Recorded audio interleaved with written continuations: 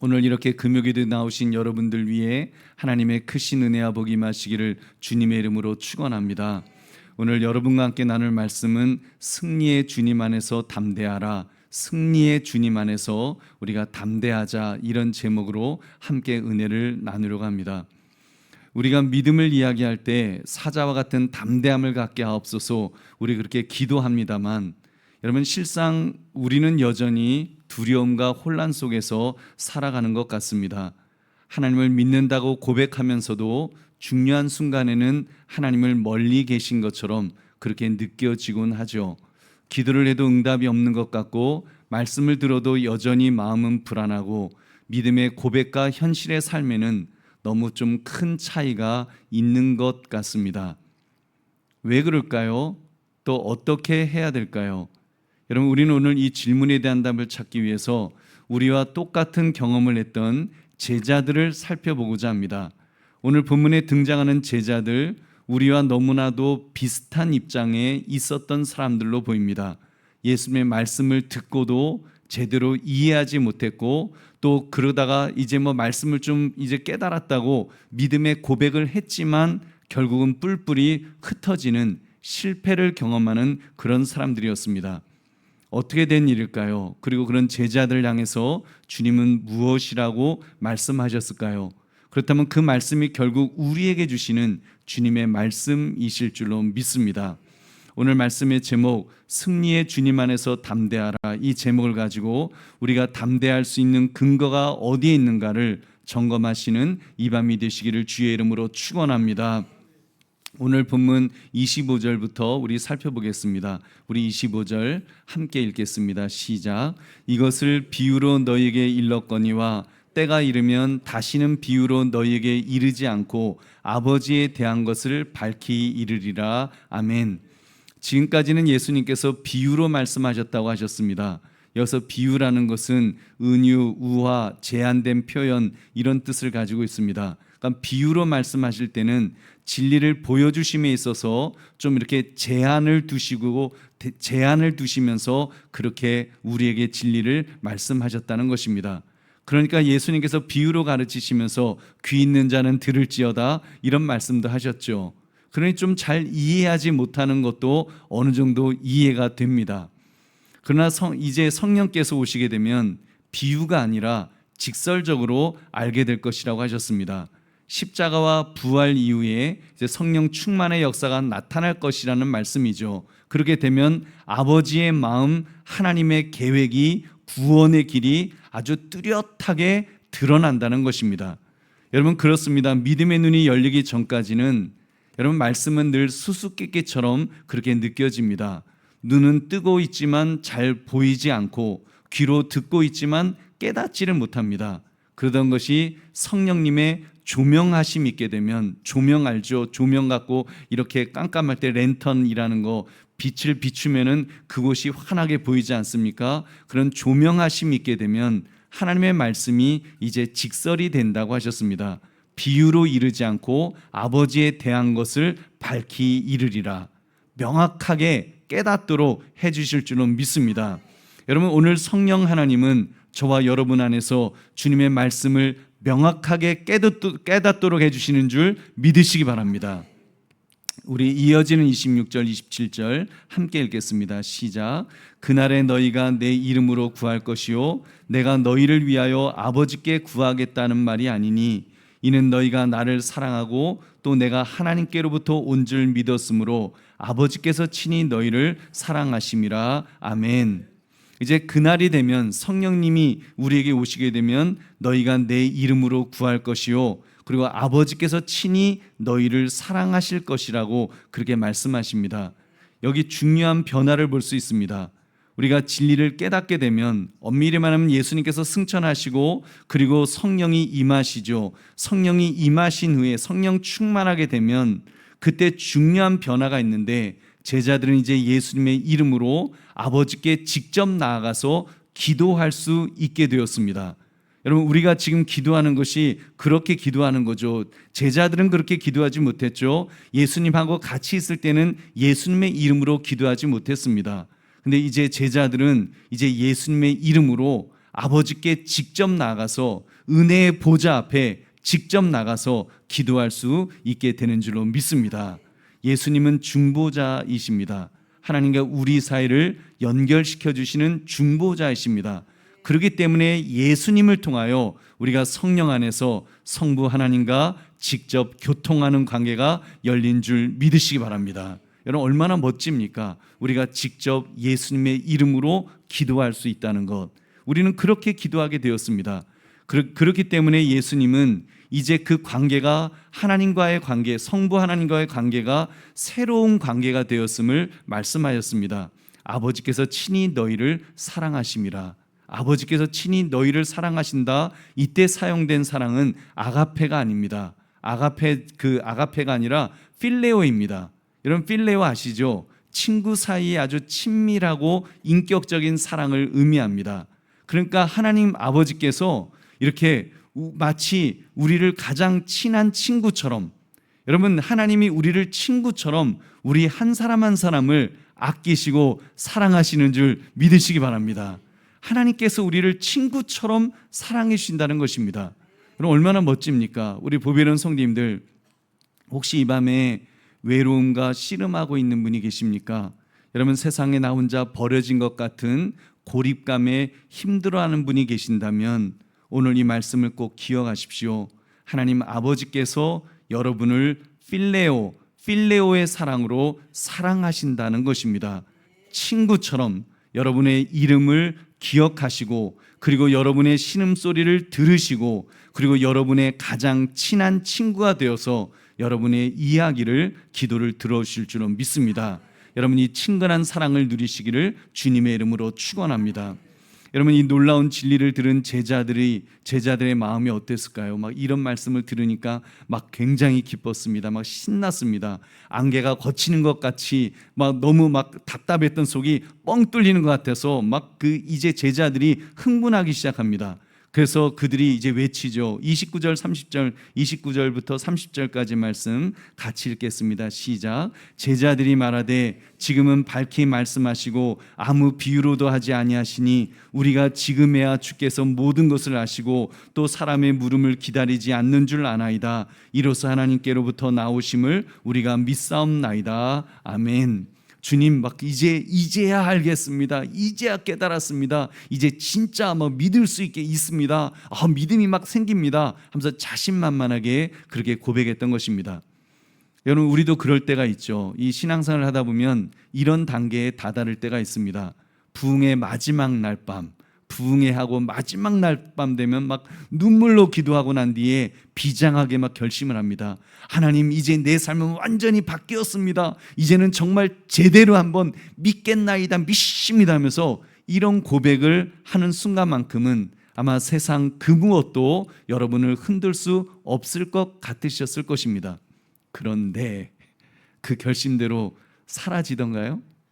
여러분 그 결심대로 그 믿음 생활이 그대로 유지가 되시던가요? 아니지요. 아닙니다. 여러분 지금 예수님께서도 바로 그렇게 뜨겁게 막 고백하는 그 제자들에게 조용히 찬물을 또르륵 하면서 끼얹으셨습니다. 한창 흥분해서 막 들떠있는 이 제자들에게 이렇게 물으셨습니다. 요한복음 16장 31절 32절 함께 읽겠습니다. 시작. 예수께서 대답하시되 이제는 너희가 믿느냐? 보라 너희가 다 각각 제 곳으로 흩어지고 나를 혼자 둘 때가 오나니 벌써 왔도다. 그러나 내가 혼자 있는 것이 아니라 아버지께서 나와 함께 계시느니라. 아멘. 예수님이 그러시는 거예요. 너희가 이제 나 믿는다는 거냐? 그런데 너희는 나를 버릴 거야. 나 혼자 두게 될 거야. 너희는 뿔뿔이 각자 살 길을 찾아서 다 도망칠 거야 라고 이렇게 예언을 하신 것입니다. 이건 단순한 예언이 아니죠. 우리 인간의 그 믿음이 가진 한계에 대해서, 여러분 우리가 막 믿음, 산을 옮길 만한 믿음, 우리가 막 믿음을 내가 가진다, 정말 나는 그 구원받은 하나님의 백성으로서 정말 사자 같은 담대한 믿음의 사람이다 라고 말하지만, 사실 여러분 내가 의지하고 내가 결심하고 내가 막 마음에 정한 그런 그 믿음은 한계가 있습니다. 지금 예수님 그거를 선고하셨습니다. 우리의 결심, 우리의 다짐, 우리의 깨달음이라는 것이 얼마나 연약한 기초 위에 서 있는지를 폭로하시는 말씀입니다. 여러분, 믿음도요, 나를 기초로 해서 내 속에서 그냥 나오는 내 의지로 나오는 믿음은 이건 별 볼 일 없는 믿음입니다. 보십시오. 우리의 믿음은 위기가 찾아오면 주님을 버린다는 사실입니다. 도망친다는 사실입니다. 바로 이런 점이 우리 신앙의 가장 깊은 절망의 그런 모습일 것입니다. 내 믿음이 이게 가짜였나? 여러분, 그런 마음도 들겠죠. 나의 결단이 위선이었나? 이런 마음도 들 거고, 나는 결국 주님을 배신할 수밖에 없는 존재인가? 이렇게 생각될 것입니다. 바로 이 질문 앞에서 모든 성도는 좌절합니다. 나의 힘으로는 결코 주님을 끝까지 붙들 수 없다는 사실을 깨닫는 순간 어찌 보면 영적 파산 선고를 받은 것 같은 그런 느낌일 것입니다. 근데 여러분, 바로 그 순간 모든 것이 무너져 내린 바로 그 자리에서 복음의 가장 위대한 반전이 시작됩니다. 예수님은 우리의 실패와 배신을 이야기하신 후에 절망으로 종지부를 꽉 하고 찍지 않으셨습니다. 오히려 그 절망을 딛고 일어서는 말씀을 선언하셨습니다. 우리 요한복음 16장 33절 같이 읽겠습니다. 시작. 이것을 너에게 이르는 것은 너희로 내 안에서 평안을 누리게 하려 함이라. 세상에서는 너희가 환난을 당하나 담대하라. 내가 세상을 이기었노라. 아멘. 여러분, 이 말씀 요한복음 16장 이 33절을 자세히 읽어보십시오. 예수님께서 우리의 실패를 예고하신 이유가 나옵니다. 좌절하라는 것이 아니라 평안을 주시기 위함이라고 하셨습니다. 할렐루야. 우리가 얼마나 연약한지, 얼마나 쉽게 무너지는지를 알아야만 진짜 평안이 어디로부터 올 수 있는지를 알 수 있기 때문이라는 것입니다. 여러분, 첫째로 평안의 새로운 주소지를 알려주셨습니다. 여러분, 믿음의 새로운 주소지를 알려주셨습니다. 어디라고요? 너희로 내 안에서 평안을 누리게 하려 함이라. 여러분, 평안은 어디 안에서요? 나의 믿음 안에서 발견될 수 있는 것이 아닙니다. 여러분, 내가 이제부터는 내가 믿음의 사람으로 살겠습니다. 나는 이제는 정말 강한, 난 사나이인데, 내가 의지력이 내가 굉장히 센 사람인데, 내가 이제 예수님 믿고 예수님 의지하고 예수님만 바라보고 살겠습니다. 결심해봤자 주님 말씀은 주소 잘못 적었다. 예수님 그렇게 말씀하신다는 것입니다. 여러분, 믿음도요, 나의 결단 안에 세워지지 않습니다. 평안도 나의 결단 안에 세워지는 것이 아닙니다. 그것들은 곧 무너질 모래성과 같기 때문입니다. 주님은 말씀하십니다. 평안을 누리고 싶으냐? 그렇다면 너 자신에게서 나와라. 너에게서 나와서 이제는 내 안으로 들어오라고 말씀하신 줄로 믿습니다. 여러분, 그렇습니다. 우리의 믿음도, 여러분, 정말 우리의 믿음도 주님 안에서 있을 때 믿음도 있는 줄 믿으시기 바랍니다. 그리고 믿음이 없으면, 여러분, 내가 결심하는 것이 아니라 믿음이 없으면 내가 믿나이다, 나의 믿음 없음을 주님 도와주십시오라고 고백했던 그 아버지처럼 그렇게 정말 믿음을 고백해야죠. 주님에게, 주님 나에게 믿음 주십시오. 믿음도 주님에게 구하고 주님이 믿음도 주셔야 되는 줄 믿으시기 바랍니다. 내 의지로 믿음을 얻는 것이 아닙니다. 내 의지로 믿음을 구축하는 것이 아닙니다. 믿음도 주셔야 됩니다. 누가 주셔요? 주님이 주십니다. 여러분, 주님께서 믿음을 주실 때 우리가 믿음의 장부로 설 수 있는 줄 믿으시기 바랍니다. 그래서 이 주님 말씀하시기를 평안은 오직 예수 그리스도 안에서만, 예수님 안에서만 누릴 수 있는 줄 믿으시기 바랍니다. 우리 포도나무 비유도 그거 아닙니까? 너가 내 안에, 내가 너 안에 있을 때 그때 풍성하게 열매를 맺는다. 성령의 열매를 맺을 수 있다. 그 말씀을 하십니다. 여러분, 주님 안에 있지 않으면, 또 주님이 내 안에 계시지 않으면, 결국 주님과의 연결이 아니면 여러분, 우리 믿음도 헛것입니다. 여러분, 그리스도 오직 예수님 안에서만 참 믿음이 있고 참 평안을 누릴 수 있는 줄 믿으시기 바랍니다. 두 번째, 환난의 현실을 인정해야 한다고 하셨습니다. 예수님 그러셨죠. 세상에서는 너희가 환난을 당하나. 여러분, 이 말씀 보니까 주님은 우리를 속이지 않으십니다. 나를 믿으면 이제 고난 끝이야 라고 말씀하지 않으신다는 거예요. 근데 가끔 목회자들은 가끔 사기치죠. 아주 예수 믿으면 그냥 고난은 하나도 없을 것처럼 무조건 그냥 그 삼중 복을 받고 막 복의 복을 받고 뭐 그 환난이 없고 지경이 넓어지고 막 그렇게 얘기하는데 아무 고통도 없을 것 같이 하는 분들도 있죠.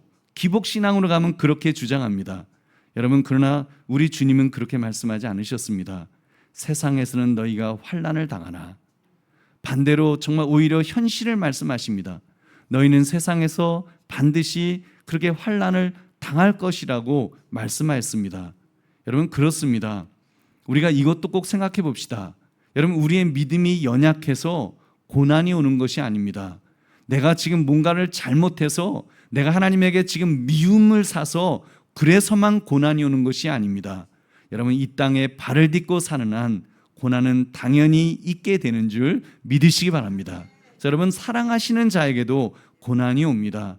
여러분, 정말 그 저주받아 마땅한 자에게도 하나님께서 여러분 이른 비와 늦은 비를 내리시고 일반 은총을 내리시는 것처럼 여러분 하나님의 사랑하시는 자도 여러분 고난을 당할 때가 있습니다. 여러분, 그 고난은 당연한 것인 줄 믿으시기 바랍니다. 세 번째, 예수님은 평안의 근거를 선포하셨습니다. 그런 환난이 있지만 그래도 평안할 수 있는 이유를 말씀하시는데 이렇게 말씀하십니다. 담대하라, 내가 세상을 이기었노라. 담대하라, 내가 세상을 이겼다라고, 여러분 이 말씀이 가장 중요한 결론의 말씀입니다. 여러분, 평안은 우리가 고난과 싸워 이겨야 얻을 수 있는 전리품이 아닙니다. 우리의 의지로 얻을 수 있는 전리품이 아닙니다. 평안은 우리 대신 싸우시고 이미 승리하신 주님을 믿음으로 말미암아 누리는 선물인 줄로 믿습니다. 여러분, 믿음의 선물이지 여러분 내가 의지로 얻을 수 있는 것이 아닙니다. 선물입니다. 여러분, 평안도 선물로 얻어지는 거예요. 왜요? 내가 세상을 이기었노라. 예수님이 이기셨기 때문에 이 동사는 완료형 동사입니다. 이 승리는 제자들이 흩어지기 전에 예수님이 십자가에 달리시기도 전에 이미 선포된 완성된 승리인 줄 믿으시기 바랍니다. 예수님은 이미 승리하셨습니다. 내가 세상을 이기었노라. 예수님은 하나님의 아들이시기 때문에 세상을 이기신 분이신 줄로 믿습니다. 그러니까 우리의 구원과 평안은 우리의 손에 달려있지 않습니다. 여러분, 우리의 믿음도 우리의 손에 달려있는 것이 아닙니다. 여러분, 예수님 안에 달려있는 줄 믿으시기 바랍니다. 여러분, 여러분이 얼마나 주님을 굳게 붙드는가에 달려있지 않다는 것입니다. 내가 예수님을 꽉 붙드는 이것 때문에 여러분 무엇이 되는 구원과 평안이 있는 것이 아니라 우리의 구원과 평안은 여러분 주님이 나를 붙들고 계시기 때문인 줄로 믿습니다.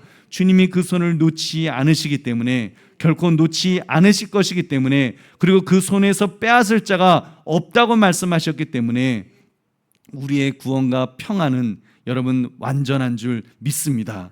보배는 성도님들, 오늘 하루 여러분을 짓누르고 있는 그런 환난과 고난은 어떤 것이 있었습니까? 관계의 아픔 때문에 힘드셨겠죠. 나에게 상처 준 그 사람이 이긴 것 같고 나는 진 것 같을 때 얼마나 그 마음이 상합니까? 그러나 여러분 담대하십시오. 우리 주님이 그 모든 미움과 갈등의 근원인 세상을 이기신 줄로 믿습니다. 주님이 그 모든 것을 다 이기셨습니다. 그래서 여러분, 주님 안에서 우리는 주님이 이기셨기 때문에 그 어떤 상처, 아픔도 우리를 해치지 못하고 우리는 회복하게 될 줄로 믿습니다. 재정의 압박으로 잠 못 이루고 계십니까? 세상은 돈이 없으면 끝이라고 말하지만 여러분, 우리 담대합시다. 우리 주님이 세상의 물질주의와 탐욕을 이기셨습니다. 여러분, 그 승리 안에서 우리는 자족하는 법을 배울 수가 있습니다. 여러분, 예수 믿는다고 모두가 부자 되고 모두가 돈 많아지는 것은 아닙니다. 여러분, 예수 믿으면 잘 살게 될 줄로 믿습니다. 여러분, 물질이 많아야 잘 사는 것이 아니라 여러분, 주님이 주신 물질을 가지고 우리가 자족하는 법을 배우고 그 안에서 행복을 느낀다면 여러분, 그것이 진정 잘 사는 자의 모습인 줄로 믿습니다. 우리를 먹이시고 입히시는 하나님께서 여러분 그 신실하심을 여러분 의지하십시오. 어찌 보면 무엇을 먹을까 마실까 입을까 이거는 이미 이 시대를 살아가는 우리들에게는 주님이 다 주셨습니다. 이제는 무엇을 먹을까 무엇을 마실까 무엇을 입을까는 나라가 다 해주지 않습니까? 좋은 나라에 살고 있는 거예요. 여러분 우리가 굶어 죽지는 않을 수 있는 그런 시대를 우리가 살아가고 있지 않습니까? 여러분 그렇다면 무엇을 염려합니까? 이런 나라에 살게 하신 하나님은 여러분 그 이상의 것들도 우리에게 필요한 것이 있으면 주님은 책임져 주실 줄로 믿습니다. 여러분 질병과 육체의 연약함으로 고통받고 있으십니까? 무기력과 우울감이 나를 삼킬 것 같습니까? 여러분 여전히 담대하시기 바랍니다. 우리 주님이 모든 질병과 죽음의 권세를 이기신 분이신 줄로 믿습니다. 그러므로 그 승리 안에서 지금 겪는 이 고난이 영원한 영광과 비교할 수 없음을 우리가 고백할 때 여러분 오늘을 살아낼 새 힘을 주님께서 우리에게 주실 줄로 믿습니다. 이제 말씀을 맺습니다. 우리는 여전히 연약합니다. 그리고 앞으로도 연약할 겁니다. 제자들처럼 큰 소리는 칠 수 있을지 모르지만 결국은 흩어지는 그런 존재가 될 것입니다. 그렇기 때문에 주님은 우리의 연약함보다 크신 하나님을 보여주셨습니다. 그리고 마지막으로 말씀하였습니다. 담대하라 내가 세상을 이겨오노라. 너희 보고 우리 보고 너희 세상을 이겨 너희는 세상 이겨야 돼 내가 옆에서 도와줄게 그렇게 말씀하신 것이 아니라 이미 예수님은 세상을 이기셨습니다. 이미 세상을 이기시면서 나를 의지하라고 예수 그리스도를 의지하라고 말씀하십니다. 예수님 안에서 살라고 말씀하십니다. 그러면 승리는 보장되어 있다고 말씀하시는 것입니다. 여러분 승리를 염려하지 맙시다. 내가 어떻게 승리할 것인가를 염려하지 맙시다. 우리가 주님을 바라보고 주님을 의지하면 주님께서 우리에게 주님의 승리를 주실 줄로 믿습니다. 그러므로 승리의 주님 안에서 담대하라 이 제목처럼 예수님 안에서 여러분 담대하시는 저와 여러분 되시기를 주님의 이름으로 축원합니다. 우리 찬송 한 장 부르시고 우리 함께 기도하겠습니다. 352장 십자가 군병들아 찬송 부르신 후에 우리 함께 기도하겠습니다.